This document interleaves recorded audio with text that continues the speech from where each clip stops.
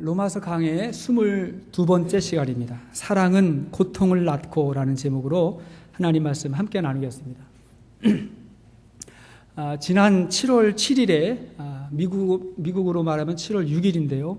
그때는 저하고 우리 이민재 집사님하고 미얀마하고 태국의 선교 여행을 마치고 한국에 도착했던 바로 그날입니다. 그 전날 밤에 태국에서 밤 비행기를 타고 인천공항에 도착했을 때의 시간이 한 6시에서 7시 그 정도 되었던 것 같아요. 비행기가 도착을 하고 난 다음에 이제 승객이 내릴 수 있는 장소로 이동하지 않습니까? 그렇게 이제 이동을 하고 있을 때 제 옆에 앉아 있는 한 사람이 스마트폰을 켰어요. 스마트폰을 켜고 뉴스가 딱 떠올랐는데 그걸 통해서 비슷한 시각에 아시아나 항공의 비행기가 샌프란시스코 공항에 착륙 중에 사고가 났다는 소식을 제가 처음 듣게 됐습니다. 사고의 내용은 잘 몰랐어요. 그냥 그랬다는 소식만 듣게 됐어요. 비행기에 내려서 이제 입국 수속을 하려고 이렇게 쫙 비행기에 내린 사람들이 이렇게 걸어가는데 그 유리 너머로 텔레비전이 하나 보이는데 그 사고 장면이 보이는 거예요. 생각했던 것보다 굉장히 사고가 컸어요.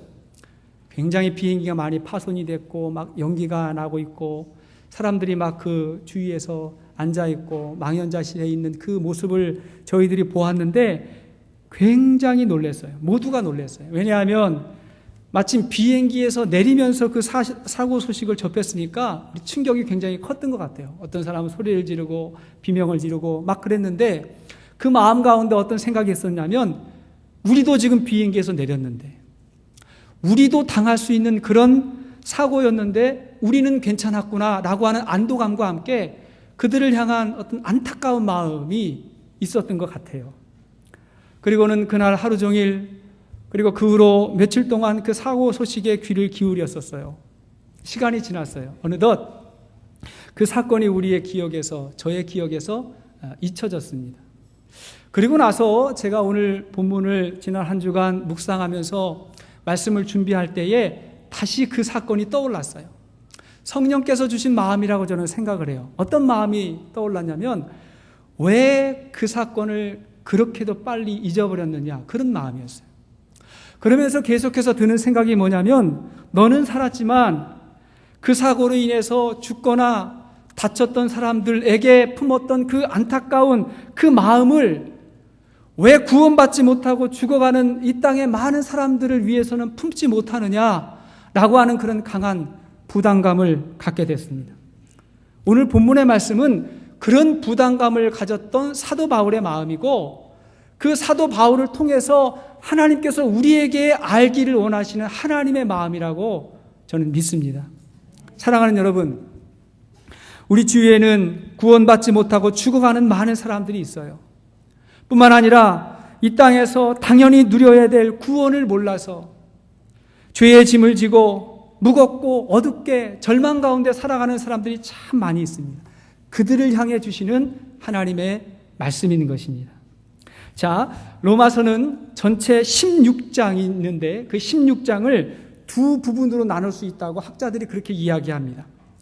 1장에서부터 11장까지는 교리적인 부분이고 우리 신앙의 내용이 무엇인가, 특별히 구원과 믿음이 무엇인가를 설명하고 있는데 그 다음 12장에서 16장까지는 그리스도인의 삶에 대해서 신앙인들의 그 라이프 스타일에 대해서 설명하고 있는 부분이에요. 그러니까 무엇을 믿느냐를 알면 어떻게 사느냐가 거기서 결정되기 때문에 당연한 것이죠.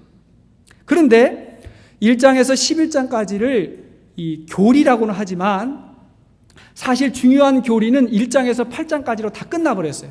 거기에 믿음이 뭔지 구원이 뭔지 우리의 영화가 무엇인지 다 끝나버렸어요. 자, 그 다음에 9장, 10장, 11장은 이스라엘 백성의 구원 문제, 구원받지 못한 사람들의 구원 문제를 다루고 있는 것입니다. 여러분, 이건 굉장히 당연한 구조라고 저는 생각을 해요. 여러분, 지금까지 나누었던 우리 말씀을 한번 생각해 보세요. 사도 바울이 복음과 구원, 믿음으로 말미암은 구원에 대해서 설명을 했어요.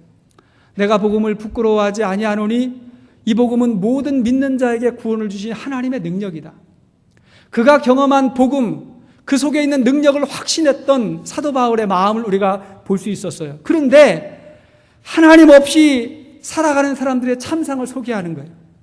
의인은 없나니 하나도 없도다. 깨닫는 자도 없고 하나님을 찾지 못하는 자들의 이 실상의 모습을 우리가 보았습니다. 그런데 그런 인간들을 사랑하신 하나님께서 독생자 예수 그리스도를 우리에게 보내주셔서 모든 인간의 죄를 그분이 담당하셨어요. 그 예수를 믿음으로 우리가 구원을 입게 되었고, 구원받은 자들은 하나님의 자녀가 되어서 그 하나님의 사랑과 인도하심 속에 살아가게 되었습니다. 그렇게 구원을 입고 영생을 얻고 천국을 소망하며 천국을 살아가는 것이 우리의 구원이요 믿음인 줄로 믿습니다. 그리고 그 사랑의 절정이 로마서 8장이에요. 그 절정을 우리가 로마서 8장을 통해서 봤어요. 로마서 8장 35절 말씀 보니까 누가 우리를 그리스도의 사랑에서 끊으리요? 그 사랑에서 누가 끊으리요? 이렇게 고백했고, 자, 8장 38절, 39절 말씀 읽어보니까, 자, 시작. 내가 확신하노니 사망이나 생명이나 천사들이나 권세자들이나 현재일이나 장래일이나 능력이나 높음이나 깊음이나 다른 어떤 피조물이라도 우리를 우리 주 그리스도 예수 안에 있는 하나님의 사랑에서 끊을 수 없느니라. 끊을 수 없으리라. 할렐루야. 이러한 끊을 수 없는 하나님의 사랑을 간직하고 살아가는 것이 구원이라는 거예요. 이러한 큰 기쁨과 감격을 경험하면서 살아가는 사람들에게 자연스럽게 나타나는 부담감, 고통이라고 표현했는데 자연스럽게 나타나는 고통이 있다는 거예요. 여러분, 구원의 기쁨은 사랑의 고통을 낳습니다. 다시 한번, 구원의 기쁨은 사랑의 고통을 낳아요. 자, 그것이 무엇일까요? 첫째는 영혼 구원에 대한 고통입니다. 영혼 구원에 대한 고통이에요. 자, 오늘 본문 1절과 2절 말씀을 같이 보시겠습니다. 자, 1절, 2절 시작. 내가 그리스도 안에서 참말을 하고 거짓말을 아니하노라. 나에게 큰 근심이 있는 것과 마음에 그치지 않는 고통이 있는 것을 내 양심이 성령 안에서 나와 더불어 증언하노니.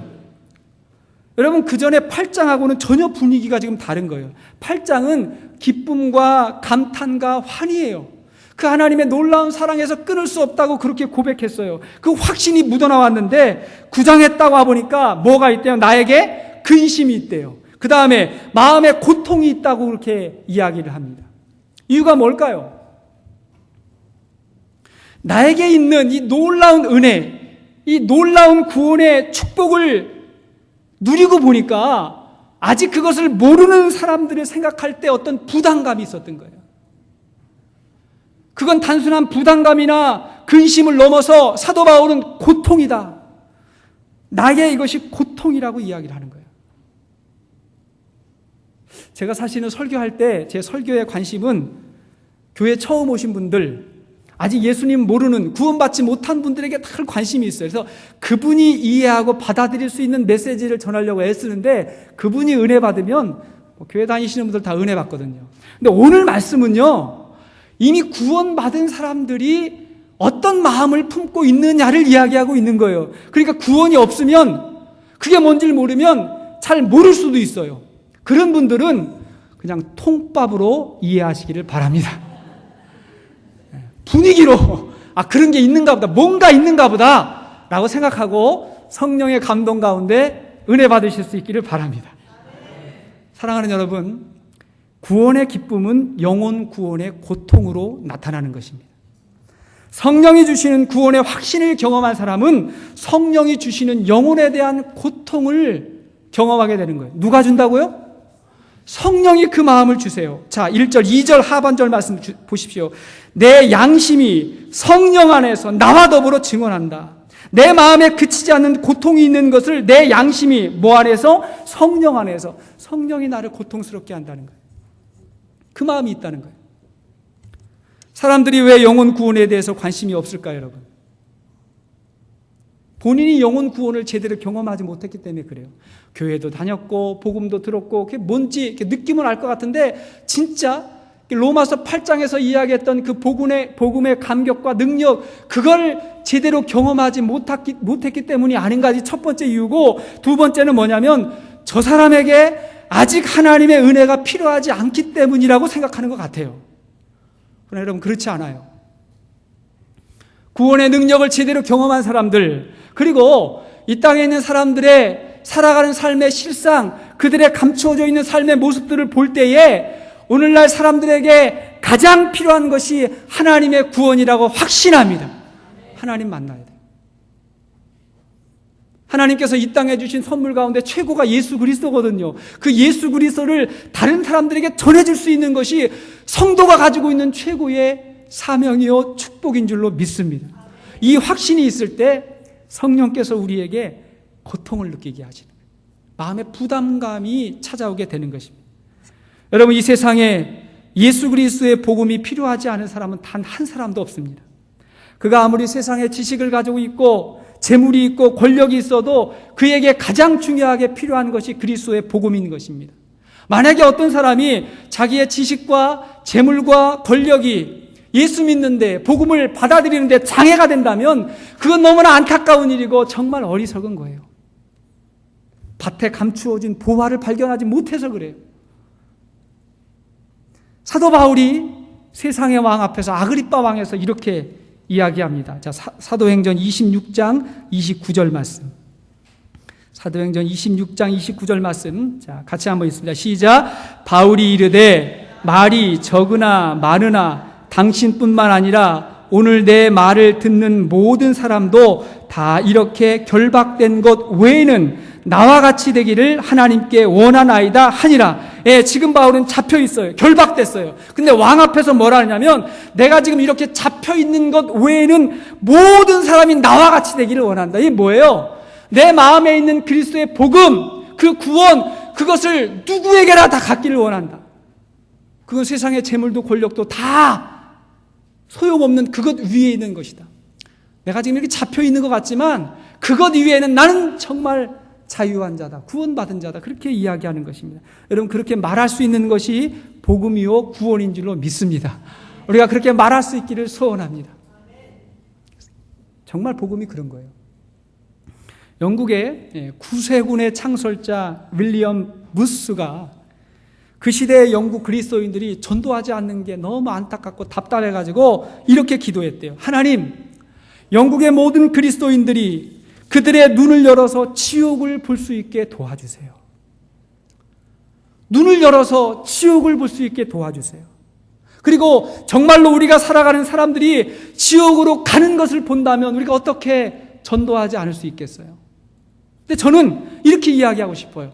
우리가 그 상황 한 번도 우리 생전에 보지 못했을지 모르겠지만, 여러분, 우리 주위에는 지옥처럼 살고 있는 사람들, 지옥을 살고 있는 사람이 너무나 많은데 그들의 한숨과 그들의 탄식을 좀 우리가 보게 해주세요. 그게 보여야 돼요. 얼굴에서, 표정에서, 그 마음의 내면에서 너무나 많은 아픔과 너무나 많은 한숨이 있는 그 심령을 보게 해주세요. 그걸 볼 수 있는 자가 구원의 기쁨이 뭔지 아는 축복이 있는 줄로 믿습니다. 두 번째, 사도 바울의 고통은 영혼을 향한 고통이었지만 더 구체적으로 가족과 민족 구원에 대한 고통이 있었어요. 민족 구원에 대한 고통. 자, 3절과 4절 말씀을 보겠습니다. 3절 4절 시작. 나의 형제 곧 골육의 친척을 위하여 내 자신이 저주를 받아 그리스도에게서 끊어질지라도 원하는 바로라. 그들은 이스라엘 사람이라. 자, 여기까지요. 자, 지금 사도 바울이 자기의 속마음을 표현하고 있는데 그 대상이 누구라 그래요? 3절 보니까 나의 형제 곧 고륙의 친척을 위해서, 아주 가까운 사람들을 말하는 거예요. 자, 그리고 그 구체적인 대상이 누구예요? 4절 보니까 그들은 이스라엘 사람이라. 다시 말하면 자기 민족을 향한 고통이 있었던 거예요. 여러분, 우리가 아는 것처럼 사도 바울은 이방인의 사도로 사명을 받았어요. 그래서 바울은 유대인 이외의 다른 민족, 다른 사람들에게 복음을 전하고 해외의 교회를 많이 개척해서 세웠어요. 그때에 유대인들은 그런 바울을 비난하고 욕했습니다. 알지 못했어요. 바울의 사도권을 의심하고 바울이 율법 제대로 지키지 않는다고 오해했어요. 핍박했어요. 또한 교회가 처음에는 예루살렘에 세워졌고 유대인들 중심으로 세워졌지만 바울이 로마서를 기록할 이 시점, 이 당시에는 많은 유대인들이 복음을 받아들이지 아니하고 오히려 교회를 핍박하는 그런 상황이었어요. 사도 바울이 그런 상황에 지금 마음을 표현하고 있는데 뭐냐면, 그럼에도 불구하고 유대인들이 자기를 알아주지 못하고 핍박하고 결박하는 그런 상황 가운데 조금도 그들을 미워하지 아니하고 진정으로 그들을 사랑했던 사도 바울의 마음을 우리가 볼 수 있는 것입니다. 어쩔 수 없어요. 피가 물보다 진한데 어떡하겠어요? 팔이 안으로 굽는데 어떡하겠어요? 그건 어쩔 수 없는 거예요. 여러분, 지난주에 굉장히 더웠잖아요. 여긴 아니지만 세계가 많이 더웠잖아요. 제가 뉴스 보니까 중국에서 40도가 넘었다고 소식을 들었을 때 제가 무덤덤했어요. 그냥 그런가 보다 이렇게 생각을 했어요. 그런데 한국에서 37도, 38도 됐다 그러니까 마음이 다른 거예요. 괜히 안 돼 보이고 다 이민 오시지, 미국으로. 우리 교회 다니시 그런 마음도 들고 막 하면 안 되고 얼마나 힘들까 어려워 그런 생각도 들고요. 저를 전혀 알지 못하는 류현진 선수가 잘 던지면 괜히 기분이 좋고 그래요. 어쩔 수 없어요. 이게 뿌리가 그러니까. 우리 기원이는 얘 미국 시민권자인데 류현진이 되게 좋아해요. 어쩔 수가 없어요. 뿌리니까. 사도 바울의 마음 가운데 새겨진 두 단어가 있다면 한 손은 복음이고 한 손은 민족이에요. 복음과 민족을 붙잡았어요. 종교개혁자 마틴 루터가 이렇게 외쳤어요. 나의 신앙의 중심은 죽기까지 복음주의고 죽기까지 독일주의다. 그렇게 이야기했어요. 왜냐하면 기독교 역사 가운데 하나님을 사랑하는 사람이 나라와 민족을 사랑하지 않은 사람이 없어요. 신앙은 같이 가는 거예요. 애국심은 신앙에 근거한 거예요. 여러분, 지나친 민족주의와 국수주의는 그건 옳지 않지만 뿌리에 대한 본능은 어쩔 수 없는 것이고, 하나님이 왜 우리에게 한국 민족 가운데 태어나게 하셨을까? 우리 민족 구원하라고, 우리 민족 품으라고 하나님이 우리를 대한민국 사람으로 보내주셨는 줄로 믿습니다. 그거예요, 그거. 어쩔 수 없어요. 말할 것도 없이 믿음의 사람은 자기 가족과 이웃을 사랑하는 거예요. 그리고 가족들 때문에 혹시 구원받지 못한 가족이 있으면 마음이 불편하고 그게 고통스러운 거예요. 제가 최근까지 그랬습니다, 여러분. 제가 목사로서 설교를 하고 또 주중에 성경을 가르치고 공부를 할 때에 많은 분들이 예수님 영접하고 구원을 경험했어요. 그러면서 삶이 변화되니까 가정이 변화되고 세상에서도 인정받고 교회에서도 충성스러운 사람이 변화되는데, 그때마다 제 마음 가운데 어떤 고통, 부담감이 있는 게 뭐냐면 한국에 있는 우리 형님이 자꾸 생각나는 거예요. 아직 구원을 모르고 아직 그 조카들이 예수님을 모르는 것 같은 그 마음 가운데 제가 언제나 설교할 때, 언제나 성경 공부할 때 제 마음에 최근까지 품었던 마음이 뭐냐면, 하나님, 이분이 우리 형님이라고 생각하고 이분이 형님 가족이라고 생각하고 제가 말씀 전하겠습니다. 그렇게 생각해서. 왜? 제 마음에 부담이 있었기 때문에. 그분도 변해야 되는데 그분은 이런저런 이게 안 되고 이게 안 돼서 그래서 마음이 어렵다고 생각하는데, 제가 볼 때 아니에요. 예수님 몰라서 그렇고 구원을 몰라서 그래요. 그랬는데요, 우리 형님이 작년에 그 교회 전도왕 됐습니다. 얼마나 기쁜지 몰라요. 그 부담이 뭔지를 알겠어요.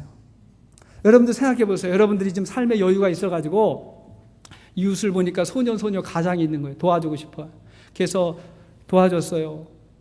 장학금도 줬어요. 공부하라고 도와줬어요. 그랬더니 이 아이가 그걸 고맙게 여기고 철이 들어가지고 열심히 공부했는데 좋은 대학 들어가고 장학금 받고 막 그렇게 살아가는 거 보면 너무 좋은데, 한편으로 우리 집안에 있는 아이들 더 좋은 조건과 상황 가운데 얘네들이 쟤들보다는 더 잘 되는 게 당연한 건데 그렇지 못하면 그 마음 가운데 얼마나 안타까움이 있겠어요. 사도 바울의 마음이 그거였던 거예요. 그러므로 진정한 전도는 나와 가까운 가족과 친척 그리고 이웃에게부터 시작되는 줄로 믿습니다. 사도행전 16장 31절 말씀에 주 예수를 믿으라, 그리하면 너와 내 집이 구원을 얻으리라. 너뿐만이 아니라 너와 내 집이 구원받는다. 그게 뭐예요? 네가 구원받았으니까 너의 그 영향력으로 말미암아 너의 모든 가정이 구원받게 되기를 원하는 것이 그게 하나님의 마음인 것입니다. 그게 우리의 사명이에요. 얼마 전에 남편분을 위해서 남편분 예수 영접 모임 하시는데 함께 들어오신 여자 성도님 한 분이 계셨습니다. 우리 교회에. 이분은 처음으로 우리 교회에 오셨어요. 진짜 VIP예요. 초짜 VIP. 예전에는 교회가 뭔지 한 번도 가본 적이 없는데 우리 교회부터 오셔가지고 신앙생활을 그렇게 시작하고 그 다음에 다른 것 보지 않고 예수님만 보셨어요. 세상에서 교회가 어떻다더라, 성도들이 어떻다더라 그런 거 생각 않고 예수님만 보고 구원의 은혜를 경험해서 그리고 작년에 예수 영접하고 그 다음에 올 초에 기도 제목을 딱 주셨는데 기도 제목이 뭐냐면 우리 남편과 함께 교회에 나오게 해주세요. 그게 신년 초에 제가 받은 기도 제목입니다. 그 기도 제목을 가지고 새벽마다 기도하고 저뿐만이 아니라 우리 목장의 목자분들, 목원들이 열심히 기도하고 있을 때 어느 날 갑자기 그분이 생각보다 빨리 교회에 딱 나타나셨을 때 모두가 놀랐고 기뻤고 그리고 환호를 질렀어요. 연예인인 줄 알았어요. 네. 왜? 기도했으니까, 기다렸으니까 오셨어요. 그리고 그분이 어느덧 예수 영접을 할 때가 돼서 아내분이 같이 들어오셨어요. 같이 있고 싶다는 거예요. 두 분이 같이 들어오셨어요. 그리고 나서 복음을 제시하고 남편분이 예수님을 영접하고 그 다음에 영접 기도를 그 자리에서 드리시는데 저도 눈물이 나는 거고 그 다음에 그 아내도 옆에서 눈물을 흘리시는 거예요. 얼마나 은혜가 됐고 감동이 있었는지 몰라요. 그리고 그 다음에 주신 올 하반기 기도 제목이 뭐냐면 하나님 우리 가족이 한 사람 한 사람씩 하나님 앞으로 나오게 해주세요. 그거예요. 다른 중요한 일도 많을 텐데 그 가정 가운데 있는 해결해야 될 일도 많을 텐데 하나님 우리 자녀들도 있고 살아계신 부모님도 있고 많이 있는데 한 사람 한 사람씩 주님 앞으로 나오게 해주세요. 이렇게 기도 제목을 주셨어요. 제가 그 기도 제목 볼 때마다 마음이 짠해요. 이런 분들의 가정이 행복하지 않겠습니까? 하나님께서 복을 주시지 않겠습니까? 하나님의 은혜와 축복이 있기를 주의 이름으로 축원합니다. 굉장히 중요한 거예요. 세 번째, 진정한 사랑은 아픔을 낳고 그리고 아픔은 눈물을 낳습니다. 아픔은 눈물을 낳아요. 우리에게 가족 구원과 VIP 구원에 대한 마음이 있어도 열매가 부족하다면 여러분 무엇이 문제일까요? 물론 좀 기다려야 될 때도 있고 좀 때가 좀 무르익어야 될 때가 있겠죠. 그러나 여러분 혹시라도 내가 그 사람에게 고통을 느낄 정도로 사랑하지 않는 것은 아닐까? 내가 그를 위해서 기도할 때 내 마음에 한번 통곡하며 울어본 경험이 없는 것은 아닐까? 한번 생각해 볼 수 있기를 바랍니다. 여러분 자기 형제와 민족 구원을 향한 바울의 마음이 어땠습니까? 3절 말씀 다시 한번 보세요. 3절 나의 형제 곧 골육의 친척을 위하여 내 자신이 저주를 받아 그리스도에게서 끊어질지라도 원하는 바로다. 내 자신이 저주를 받아서 그리스도에게 끊어질지라도 우리 민족과 우리 가정 구원해 주십시오. 그런 기도 제목이에요. 여러분 여기 이 저주를 받는다고 하는 말은 굉장히 무서운 말이에요. 엄청난 말입니다. 이건 단순히 비난을 받고 뭐 경제적인 어려움이 찾아오고 더 나아가서 육체의 질병이 온다 이런 차원의 말이 아니라 하나님 앞에서 내 구원이 취소가 되고 내가 지옥 가는 한이 있더라도 내 민족과 우리 형제를 구원해 달라고 하는 사도 바울의 마음이 있었던 것입니다. 이게 얼마나 귀해요. 하나님 구원해 주시면 좋고 아니면 어쩔 수 없고 그런 마음이 아니었던 거예요. 내 구원이 취소될지라도 하나님 이 영혼 구원해 주세요. 비슷한 마음을 가진 사람이 출애굽기 32장 말씀에 나와요. 하나님이 이스라엘 백성을 애굽에서 건져내셔서 가나안 땅으로 가게 하십니다. 물론 광야의 길이 힘든 길이죠. 여러분 세상에 중요한 일 치고 힘들지 않은 일이 없어요. 가나안까지 가는 일이 굉장히 중요한 일이기 때문에 사실 힘들었어요. 그래도 그 상황 가운데 하나님이 함께 하셔서 홍해를 가르시고 건너게 하시고 반석에서 물이 나오게 하시고 만나와 메추라기로 먹이시고 그리고 구름 기둥과 불 기둥으로 인도해 가시는데 하나님이 함께 하시는데 그럼에도 불구하고 그들에게 원망과 불평이 끊이지 않고 심지어 금송아지를 만들어가지고 그것이 하나님이라고 그렇게 섬길 때 하나님이 너무 답답하시고 너무 마음이 참담하셔가지고 도저히 소망 없는 이 민족 끊어야 되겠다 하나님이 그렇게 심판하시기로 작정했을 때 그 하나님의 마음을 누가 알았냐면 모세가 알았어요. 그 하나님의 마음을 안 그 모세가 하나님 앞에 하나님, 이들 다 심판하실 때 나 구원해 주셔서 감사합니다. 이게 왜 은혜입니까? 저들은 모르는데 나만 알게 해주셔서 감사합니다. 이렇게 기도하지 않았다는 거예요. 출애굽기 32장 31절 말씀 보십시오. 출애굽기 32장 31절 시작. 모세가 여호와께로 다시 나아가 여짜오되 슬프도소이다. 이 백성이 자기들을 위하여 금신을 만들어 싸우니 큰 죄를 범하였나이다. 그러나 이제 그들의 죄를 사하시옵소서. 그렇지 아니하시면 원하건대 주께서 기록하신 책에서 내 이름을 지워버려 주옵소서. 모세도 바울하고 똑같은 마음을 가졌어요. 모세도 백성들을 보면서 좀 분노가 있었어요. 화가 났어요. 그러나 그들을 너무나 사랑했기 때문에 자기의 목숨을 걸고 하나님 앞에 기도했을 때 하나님이 모세의 기도를 받아들이셔서 그 백성들을 한 번 더 용서해 주시고 구원의 길을 베풀어 주셨던 것입니다. 사실은 저도 회개했어요, 여러분. 저도 회개했어요. 우리가 기도할 때 그러잖아요. 이게 웬 은혜입니까? 웬 축복입니까? 나에게 이런 믿음 주셔가지고 세상 사람들 알지도 못하고 깨닫지도 못하는 믿음 때문에 얼마나 감사합니까? 이렇게 기뻐하고 찬양을 했는데 거기서 딱 끝날 때가 많았어요. 그 다음에 어떻게 가야 돼요? 혹시 하나님 이게 끊어질지라도 저 형제, 우리 가족, 저 영혼 구원해 주세요. 그런 마음까지 가졌던 거예요. 얼마나 귀합니까? 우리 예수님도 한 영혼이 돌아오실 때 너무 기뻤지만 돌아오지 않는 영혼을 생각할 때 한없이 눈물을 흘렸어요. 우리에게 이러한 기도가 있기를 소원합니다. 우리에게 이런 눈물과 부르짖음이 있다면 하나님께서 우리를, 또 우리 교회를 사용하실 것입니다. 사랑하는 여러분, 영혼 구원이 그냥 쉽게 저절로 되는 것이 아니라 영혼을 사랑하는 마음이 변하여 고통이 되고 그 고통을 간직하며 눈물로 기도하기 때문에 되는 것입니다. 우리가 이 눈물을 배워야 되는 줄로 믿습니다. 눈물이에요. 어느 교회 목사님이 설교하실 때마다 지옥에 대한 설교를 자주 하셨대. 늘 지옥에 대한 설교를 하니까 성도들이 별로 듣고 싶어 하지 않고 나중에는 우리 목사님이 시대에 너무 뒤떨어진다 이렇게 생각하고 은혜가 되지 않아가지고 압력을 가해서 목사님이 그 교회를 떠나시게 됐대요. 그런데 이제 다른 목사님이 부임하셔가지고 설교를 하시는데 이분도 지옥 설교를 그렇게 많이 하시는 거예요.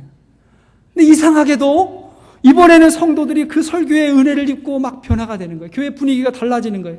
그걸 이상하게 여긴 한 성도가 물었대요. 물었더니 한 사람이 이렇게 대답을 하더래요. 예전에 목사님은 지옥을 설교하면서 매우 무섭고 위협적으로 설교했는데 이번 목사님은 지옥 설교를 하면서 눈물을 흘리십니다.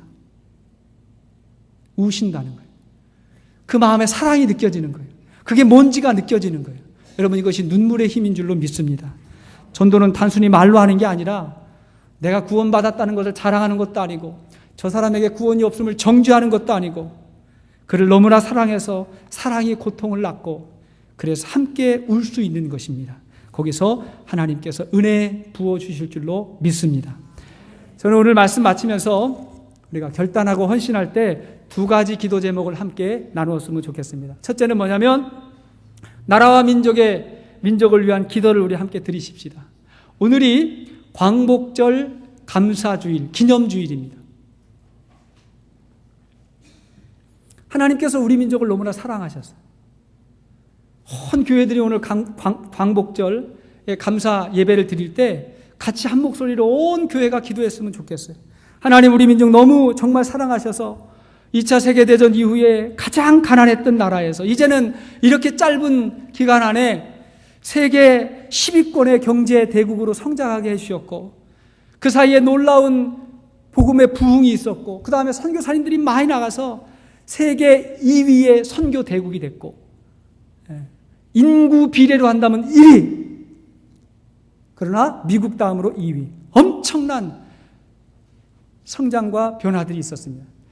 요 몇 년 사이에 또 굉장히 이게 또 드러나게 되는 것 같아요. 그래가지고 제가 어디서 들었는데요, 최근 몇 년 사이에 이 외국의 학자들이, 사회학자들, 경제학자들, 문화인류학자들, 이런 사람들이 한국에 와가지고 도대체 이 한국이 이렇게 짧은 기간에 어떻게 이렇게 엄청난 변화를 이루었나를 연구하는 사람들이 막 와가지고 몇 년씩 연구하다가 가면서 하는 말이 뭐냐면 기적이라 그런대요. 자기들이 가지고 있는 사회학의 이론과 경제학의 이론과 여러 가지 이론으로 이게 설명이 안 되는 거예요. 그러니까 모르겠다, 기적이다 그러고 가는데, 근데 그때 신학자들, 선교학자들은 그 이유를 아는데 뭐라고 하냐면, 그거는 하나님께서 이 마지막 때에 우리 민족을 사용하시려고 하나님께서 은혜 주셨다고 그렇게 이야기한다는 것입니다. 할렐루야. 맞아요, 틀려요? 맞는 줄로 믿습니다. 우리 기도 제목이에요. 하나님의 엄청난 은혜와 복을 받았어요. 그럼에도 불구하고 안타까움이 아직 우리에게 있잖아요. 남과 북이 분단되어 있고, 전쟁의 위협이 아직도 남아있고, 세대 간의 갈등이 가장 큰 나라, 이념과의 갈등이 아직도 첨예하게 대립되어 있는 나라, 이런 아픔을 우리가 품고 있을 때 하나님의 은혜와 능력을 소망하면서 같이 한번 부르짖고 기도할 수 있었으면 좋겠습니다. 두 번째는 가족 구원을 위해서 같이 한번 기도하십시다. 여러분, 어떤 경우에 우리 기독교인들에게 외식이 있을 수 있어요. 그게 뭐냐면, 우리가 선교지 위해서 기도합시다, 아프리카 사람들, 아마존 사람들, 북한 사람들 위해서 기도합시다라고 말할 때 그들을 보면서 눈물을 흘리면서 기도하는데, 그런데 정작 가족이 하나가 되지 못하고 가족 구원에 관심이 없는 경우가 있어요.